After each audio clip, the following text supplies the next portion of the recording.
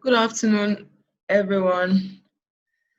So we started last week with introduction to nutrition program design. So just as a way of recap, we looked at the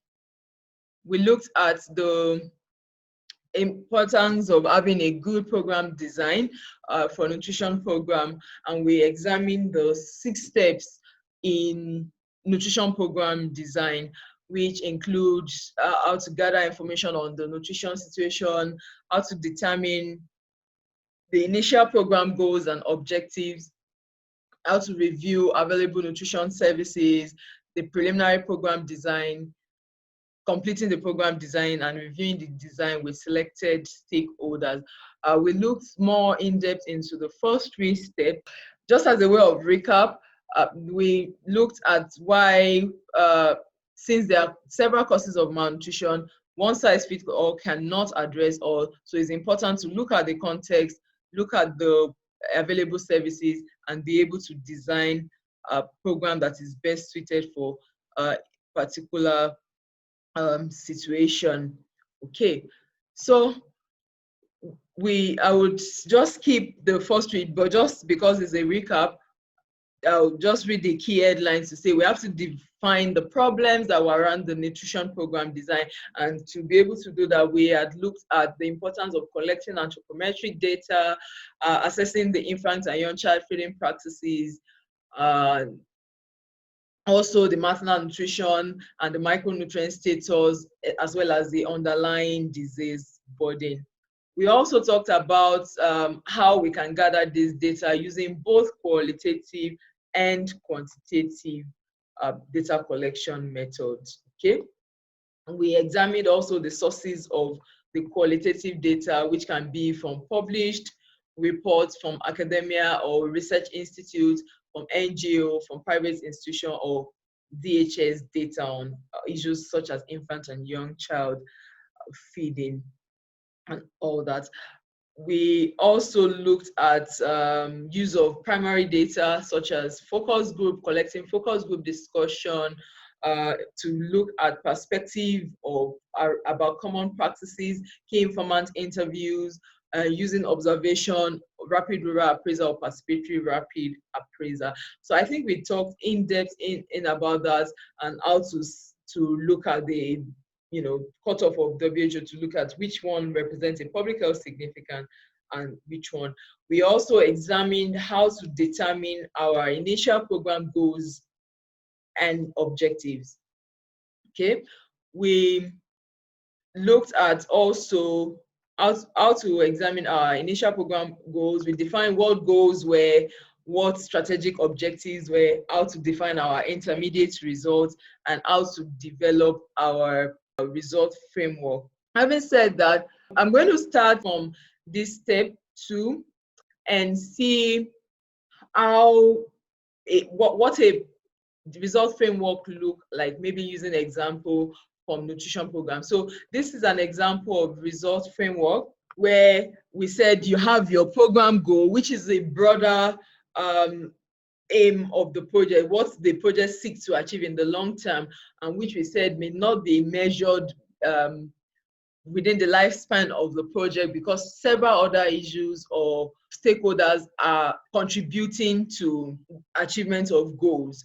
Okay, we also said our strategic objective is the one where we can measure within the lifespan of the project, in the sense that we have let's say I think I cited the example using DNA as a project. So if DNA was a project and we had long-term goal of ensuring that everybody who is trained is integrated into development nutrition sector or is actively implementing development projects in the area of nutrition, that is achievable within the lifespan of our project. But whether or not those people are contributing to scaling up nutrition will be the broader goals, because that's a lot of factors contributes to that. We can also cite the example of, let's say we want to use maternal and child health nutrition service, for instance. We want to see maternal and child health nutrition services improved to be able to contribute to under 5 mortality decrease. So in this case, under 5 mortality decrease is our broader goal. That's what we are working towards, but we cannot measure that within the lifespan or within the context of a project. But however, we can measure whether we are able to improve maternal and child health services. So our immediate, that's at the level of strategic objective. Our intermediate results in that regard, what do we have to do to be able to achieve maternal and child health nutrition services to ensure that this improve? We can have project that is targeting increasing access to service. We can also have projects targeted at increasing the quality of this available services. We can also have demand creation services to ensure that we increase demand for certain nutrition services or maternal and child health services.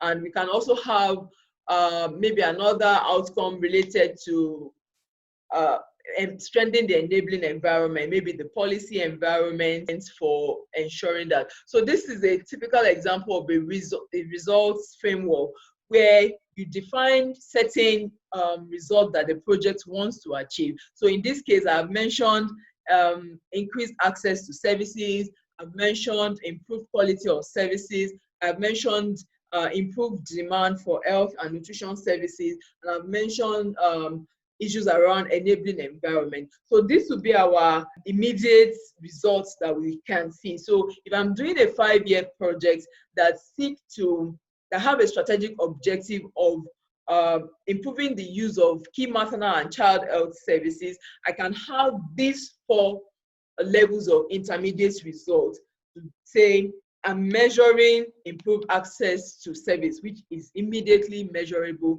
within the context of my project. I can also have index or indicators to look at improved quality of services. I can also have, maybe I am doing SBCC, that's social behavioral change services, to improve the demand for health services. So I can track, okay, if I want to improve demand for, let me go outside of micronutrient because I know I'm about to cite vitamin A. Okay, I'll still use that. If I want to improve demand for vitamin A service, for instance, how do I measure increased demand? So these are the type of level of results I have defined, and then defining these results then makes me to start thinking about what type of indicators do I need to start measuring these reports, which of course we'll get to when we start talking about the logic model and developing results framework. Also, we looked at how to assess relevant national policies, how to assess available services, nutrition and health services in the area we want to design the project on, how to see whether there are tools and equipments that are available in order to examine all of those. We also looked into how to gather information from existing national policies. So we said that if there is a national policy on food and nutrition, that's always a good starting point to look at what does the policy say about this program, or what available nutrition programs that we can implement. Are there guidelines? We cited example of infants and young child feeding, community management of acute malnutrition guidelines, and all of those one. So we have to have this detailed documentation for this activity. Also, we covered assessing the quality of available services. Even if these services are available, we need to be sure that the quality is at the level that people can access easily, is not far away from where people live. The other ones I said, we pretty much fly through them. Okay, so let's now go deep into preliminary program design, which is what I think we should be talking about. So in designing our nutrition programs now, having assessed the problem, the nutrition situation, we have looked at available services, we now want to choose, are we going to focus on preventive approaches or are we going to focus on recuperative approaches? So in making that decision, we need to identify and include basic, what I consider like basic minimum package of cross-cutting approaches. And these cross-cutting approaches, they support multiple interventions. So irrespective of whatever intervention you want to choose in designing the nutrition program, it's always very crucial to consider some of these cross-cutting approaches. And they include social behavioral change approaches, including community mobilization. They also include food-based approaches, growth monitoring and promotion, and linkages to health services. And I will go in depth to each one of these. Social behavioral change approaches, because primarily, I always like to say that nutrition is a social behavioral science, if you ask me, because I can do all of the guidelines, all of the framework, but whether or not a mother breastfeed a child is a behavioral practice, right? It's a practice that the mother needs to make a decision. Do I want to adopt this behavior? And what are the factors that influence whether or not I do it? How comfortably does this fit into my lifestyle as a mother? Also, food-based approaches, because no matter what you do in terms of SBCC, so if I tell a mother do appropriate complementary feeding, for instance, if the food is not available, the mother is not going to be able to practice effective, appropriate complementary feeding. So it's always important to include elements of food-based approaches in our preliminary design, even though maybe along the line we may look at it like maybe it's not core, but most times these are like cross-cutting and fundamental issues to always consider when designing a nutrition program. Growth monitoring and promotion, of course, there are diverse evidence regarding that, which I believe we'll go into in depth. So let me start with the social behavioral change approach, including community mobilization. So in designing that, we have to, at that stage of the design, consider whose behavior needs to change. And this is when you are talking about the target audience, maybe pregnant women, maybe lactating women. What's behavior? What is the positive behavior that you want them to have? So at this design stage, you have to look at, based on my initial assessment. During the assessment, I've looked at the infant and young child feeding practices. I have seen that women are not practicing early initiation of breastfeeding. I need to know why are they not practicing it, all of which I've done in step 1 to 3. But now I'm at the stage where I am saying, from that state I have identified at the assessment stage, what positive behavior do I want the audience to practice? So I want them to practice early initiation. So that's breastfeeding a child within first 1 hour of birth. Or maybe during my assessment stage, I realized that they throw away colostrum as the first yellowish fluid that is produced at birth. In some custom, they feel it's a taboo for a child to take it and all of that.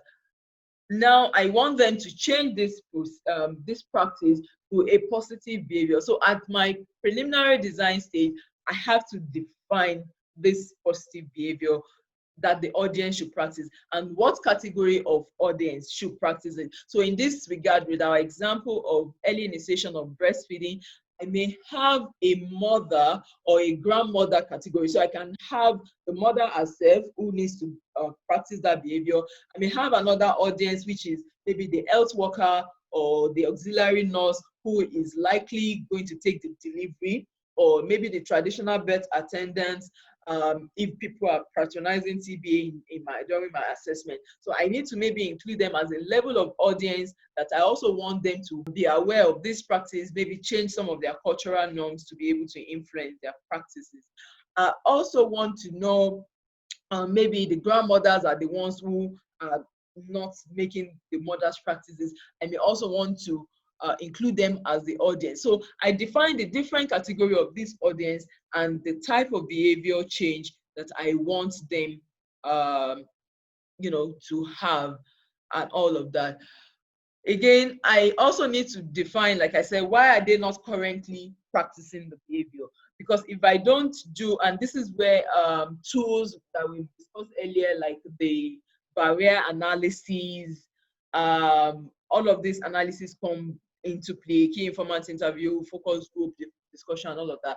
Because I may have been able to identify during stage 1 to 3, but this is when I now start to really articulate why are they not practicing this behavior? What is possible? Because some things are fundamental to the community. You cannot change it by your intervention. So which of these behavioral practices or the limiting factors is possible to influence? Which ones are not possible to be influenced? Then you also need to define how can the factors that are limiting these behaviors be addressed. So you have to define, like I said, which one can I address, which one can I not address with an intervention.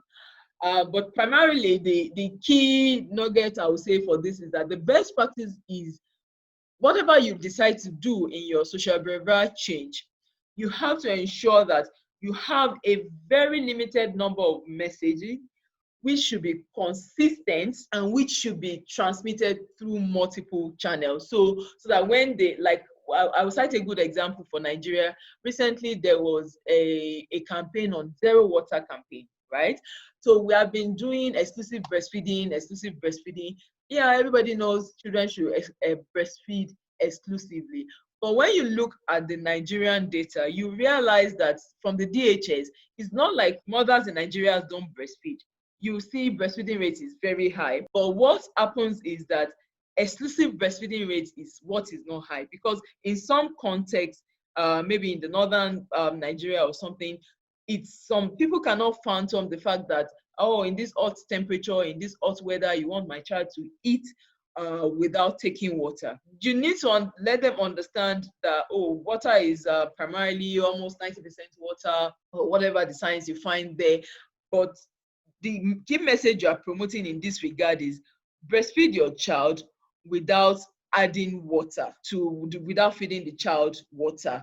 And this is it because the water may not be hygienic and all of that. But the primary message, the central tagline is zero water. So the zero water campaign, for instance, for me, is one campaign I believe, if intensified, can really get the message across, because you are saying, don't give, yes, you can have don't give medicine, but primarily if we identify that giving water is one of the limiting factors to full exclusive breastfeeding, then you target your message on that. Then you can now share it using multiple channels like media.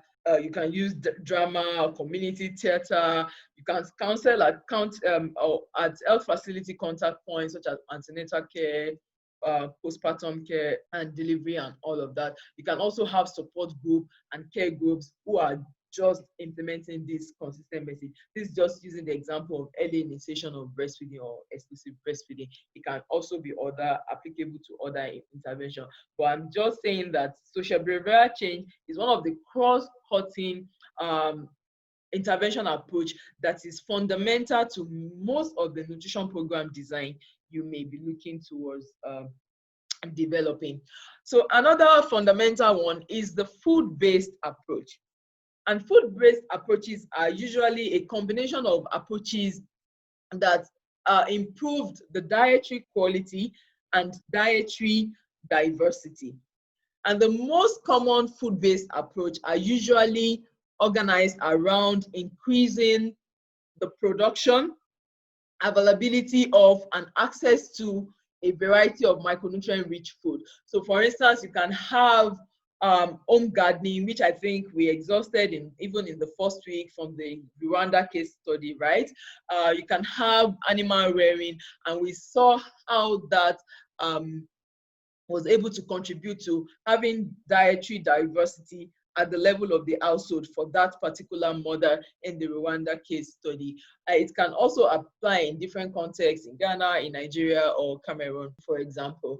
You can also have interventions around food preservation. So you can have things like use of solar drying technology for preserving fruits and vegetables, maybe for drying. You can have maybe development of locally available refrigeration, or you can have use of other known technology, traditional drying, just to ensure that food stay longer in the household without getting waste. Because again, post-harvest loss is one of the contributions to malnutrition, especially in most developing country context.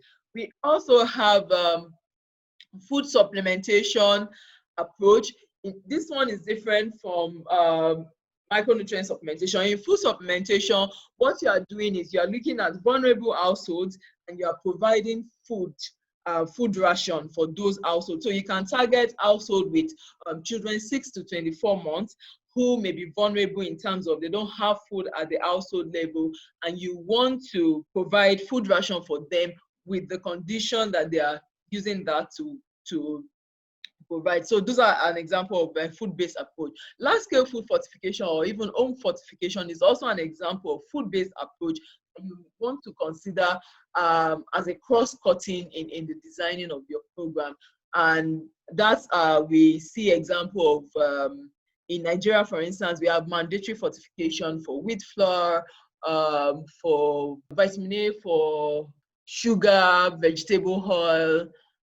We have iodine for salt, just as a way of increasing nutrient intake among people.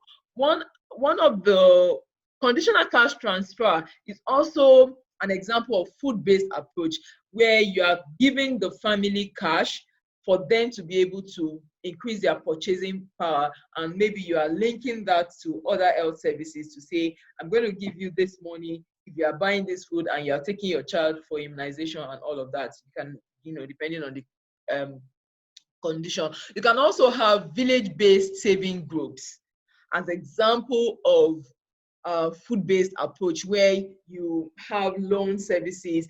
All of these activities are targeted at improving the income at the individual household level and sometimes even community level, or to be able to ensure food availability within the community. So people can have village-based saving loans to do bulk purchasing, or they can do bulk growing or bulk agriculture in the community. Another example of food-based approach is promoting the consumption of micronutrient-rich food. And this, in doing that, again, we are back to our issue of social behavioral change. You have to include a component of social behavioral change into that. Also, nutrition education to promote food consumption, especially among specific target group like pregnant women and lactating women. You can also have food-based approaches that target, that is organized around improving the bioavailability of food. So for instance, if I'm promoting food-based approach among vulnerable households, I can promote dietary food combinations. So rather than say, oh, buy this food that you don't have, I look at what food do they have available in the community, or what food can this family afford. Then I help them to do a matching on how do they combine this food in a way that they consume at least the minimum, if they have a child under 6 to 24 months, they consume the minimum 4 to 6 food groups per day for the child and all of that. Another way to improve availability of micronutrients is using home-based technology or preparation method like fermentation and germination, whereby maybe sprouting some grains or legumes, you improve their availability of nutrients that is available in such food. Again, you also want to promote the consumption of animal source food over beans. So if I want to look, if somebody is asking me, oh, should I eat meat or should I eat beans? I'll tell the person, well, beans and meat, they are all protein, but we know that meat offer more in terms of if the anemia is a problem in that community, we know that meat will give them access to more heme iron compared to beans and all that, which may give them non-heme iron sources. Then we also want to promote food-based approaches by discouraging the consumption of, or encouraging people to reduce the consumption of dietary inhibitors like caffeine, teas, and all of these that have the potential to bind available nutrients in a diet. Rather, we want to promote options such as combining, for instance, taking oranges with food that contains iron to make that iron available at the point of consumption. So these are examples of food-based approaches. Where another cross-cutting aspect is growth monitoring and promotion. For this, I will not dwell more on this because even though it helps in early detection of growth faltering and undernutrition, and it can be a way to encourage mother to understand nutrition, because then it can provide opportunity for one-to-one counseling and to negotiate for behavior change, because the mother can see, oh, my child is not growing, my child is faltering. So it provides a good entry point, and it is practiced in many contexts in the developing countries. However, there are mixed evidence regarding growth monitoring and promotion. The evidence-based is not listed, at least among the Lancet series for 2008, it was not listed among effective approach, but be it as it may, it's being practiced in many developing country contexts, and it's something good to include. We're still talking about the preliminary program design and the inclusion of cross-cutting themes. Okay. Another is the linkage to health services. You want to have your design linked to health services. So because when we are talking about this community-based nutrition program, a lot of time we are talking about, designing in a way that is the closest to the community. However, in regards to linkage to health services, we want to also make sure that even if you are doing a community-based program, you link it as much as possible to the health sector. All right. So in the health sector, there are different critical contact points as specified by the Essential Nutrition Action, where you can integrate services. And these are the antenatal care contact, delivery contact, postpartum care contact, immunization contact, well baby child, and sick child contact. Once you have this primary cross-cutting team all set out, you can then start looking at each of your step 1 to 3 observation.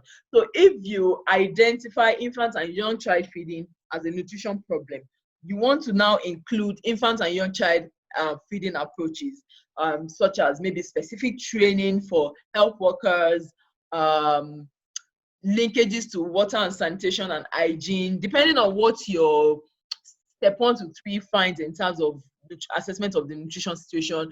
You include as many intervention area that applies to your specific context. So you can include advocacy and policy influencing. For instance, if you are implementing a program, let's say you want to do a program on nutrition sensitive agriculture, and there is already no policy that sets out that aspect in your country. So you have to do activity that's maybe linked with other people who are already influencing policy, to at least come with a policy guidance document that will then influence what people do regarding nutrition sensitive agriculture. Then you can do issues around, again, resource transfer, which we have talked about under food-based approach, which may include conditional cash transfer or food supplementation, in the sense that a lot of times the people who you are maybe trying to do SBC or do the intervention to may not have access to food. So your intervention will not work. So in that case, you also have to include that.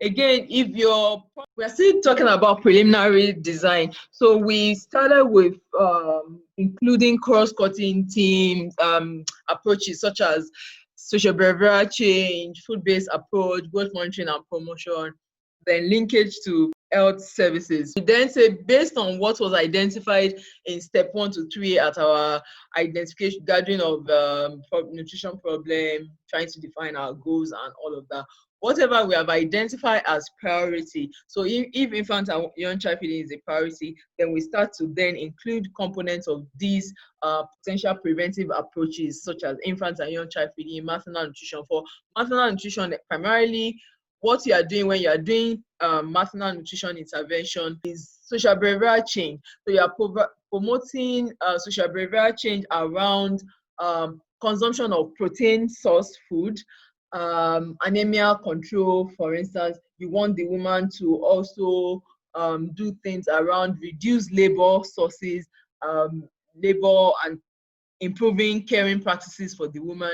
So whatever you've identified as a problem at the stage of the initial assessment, if when you're assessing you realize that women in the communities are farmers, right, and they have to go to the farm in the morning, come back at night, they hardly have time to cook. So if you are doing SBC to promote maternal nutrition in that context, you have to include maybe messaging around labor saving devices for women so that they are able to get through their tasks easily, or improve caring practices for women, so that you want to include services around improved services, caring practices for women, maybe improve feeding generally. So you want to improve iron intake for women.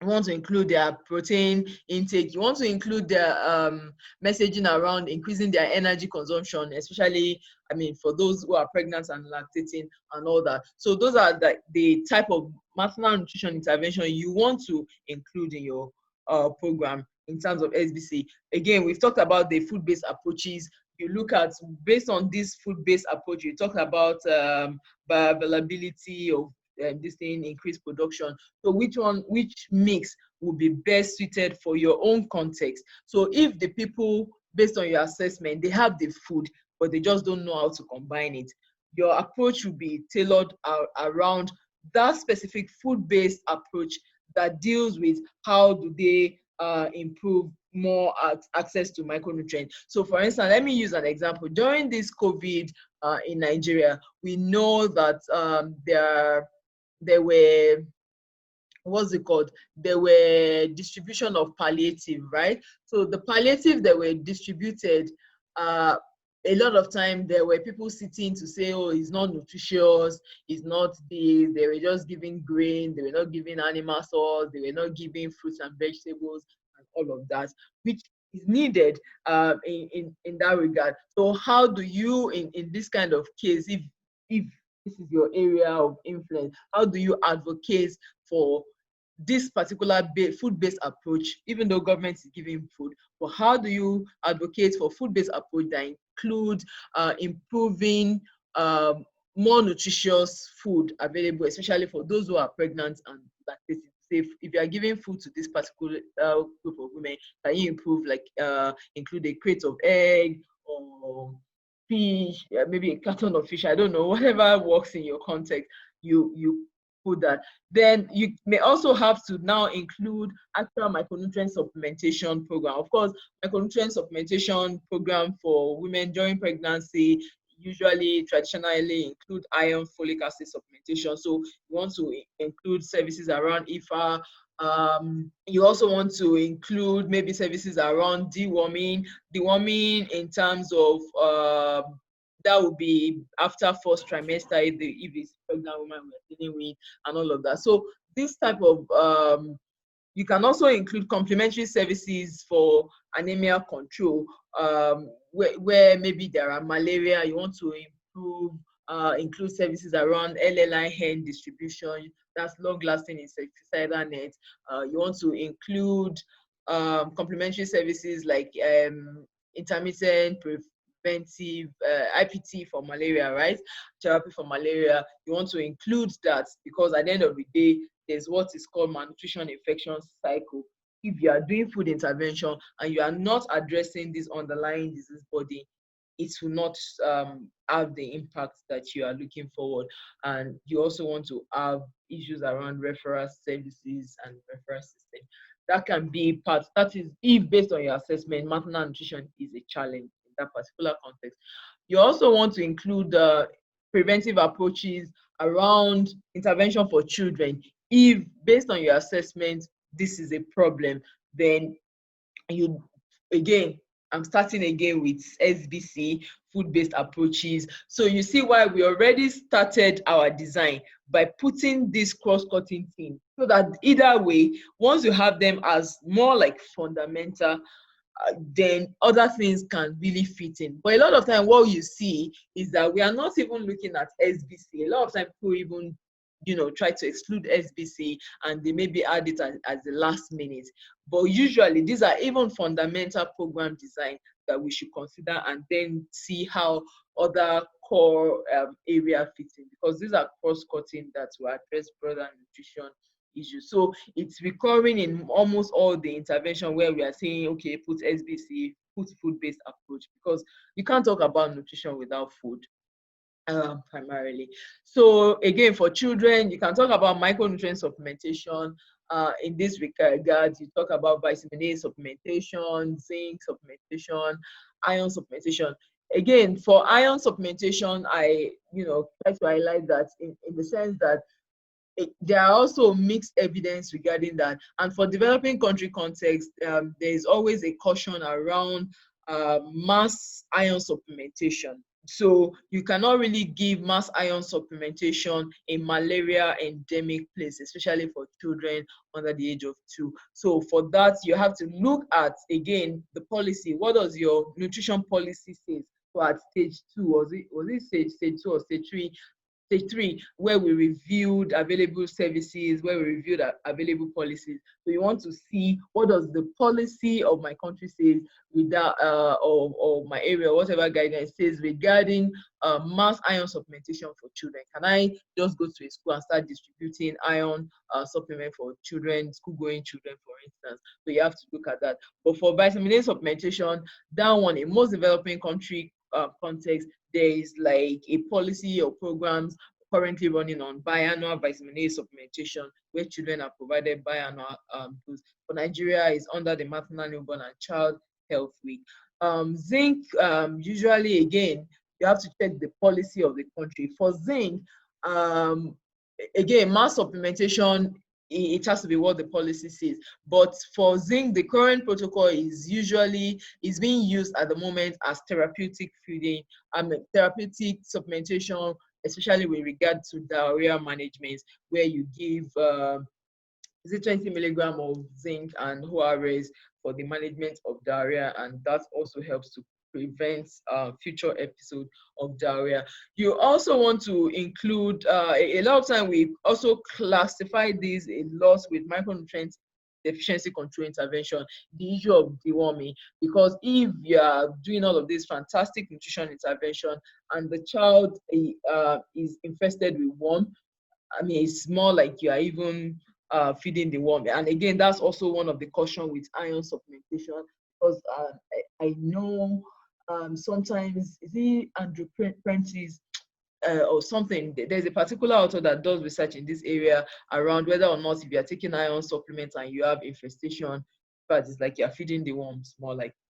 Again, interventions around delayed cord clamping can also contribute to improve micronutrient intervention. So you also check what policies are available for that, and the best practice is to allow time for the transfer of sufficient nutrients to the child before you cut the cord and all of that.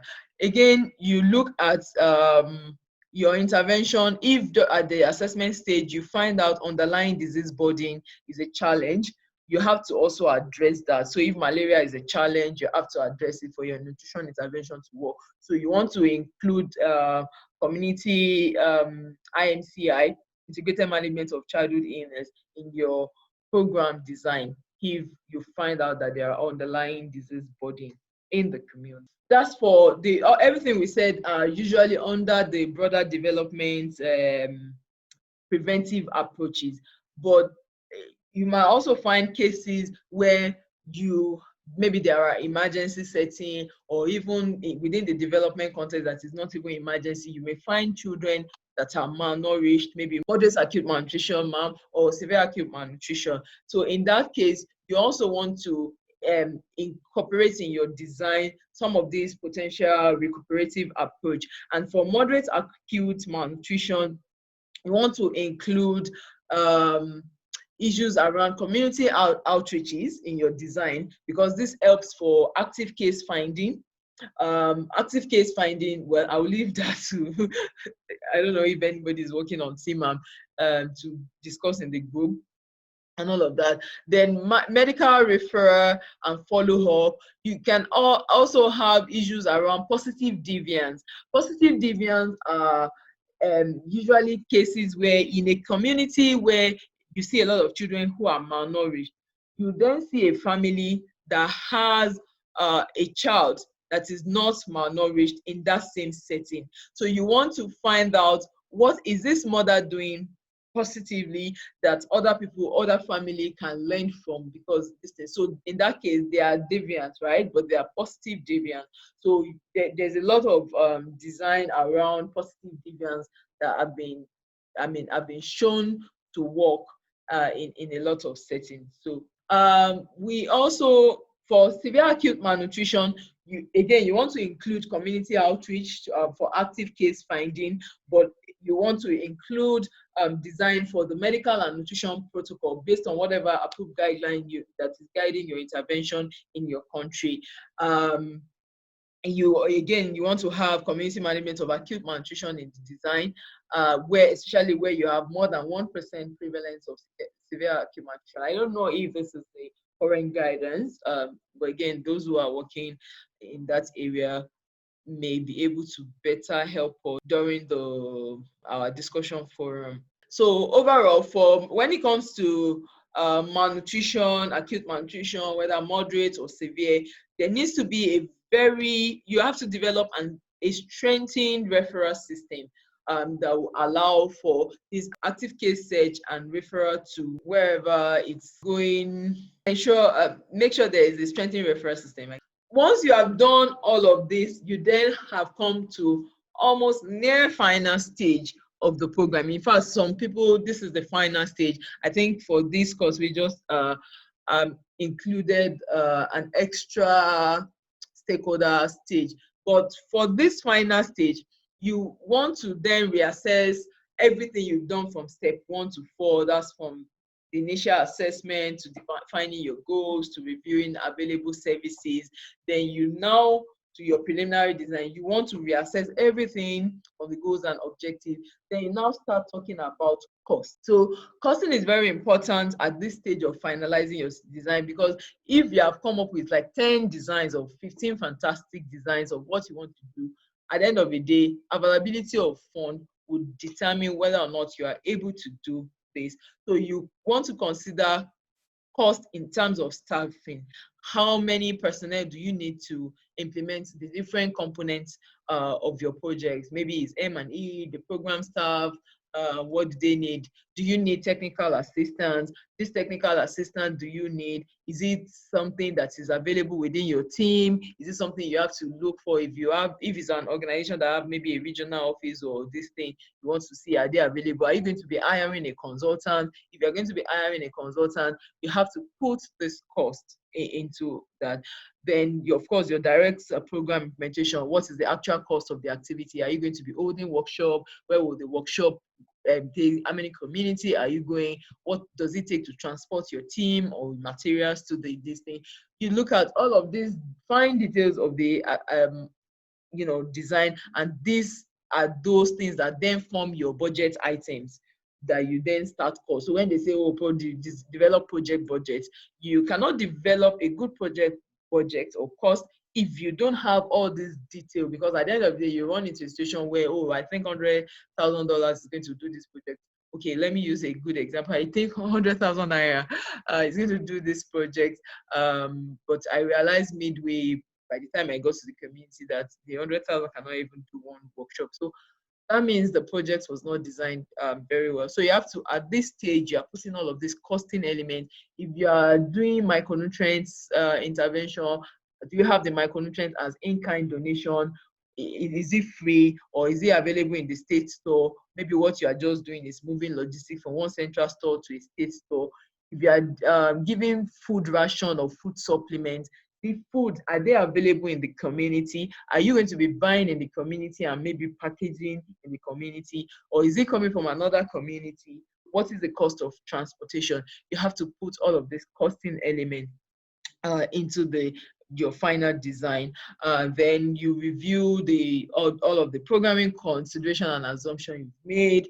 Then you can say you want to finalize your vision project. So you see that at each of these stage, the output, of course, is the final decision of the program. You have now decided on your target geography, how many local governments, how many districts, or how many community in which you are going to do.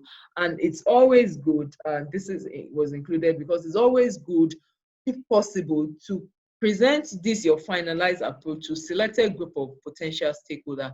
I always will recommend preferably from the community where you are implementing it or from the place, because a lot of times we sit in offices, we think this project is going to work, and just the very first encounter with somebody with the community, they are like, no, you are joking. I mean, what is this? This no, nobody is even going to listen to this or something. So it's always good to have very small cohort. Of course, a lot of time by the time you are designing a project, maybe chances are like you don't even have the funding. You are just trying to see whether it will work. So it's not a time you want to go into extensive or elaborate, costing. But even if what it means is discussing with people on phone to say, because a lot of time when we say these things, it may not even be actual workshop or actual things, but it's just make sure the stakeholders, be it donor, the different level of stakeholder you may likely interact with in this project, make sure you have a way of introducing this project to them at the design stage, so that you begin to get the level of interest that you can get. So it's pretty much a recap of last week, and just to go in depth into step 3 to step 4 to 6, which we practically rushed through. So as a summary, the step 4 is preliminary program design, where you design either the preventive approach or the recuperative approach. Then you finalize your project design, which primarily you are looking at the costing element, and then you present to stakeholder. Once again, I would like to thank you for listening. Then we can take questions at this point.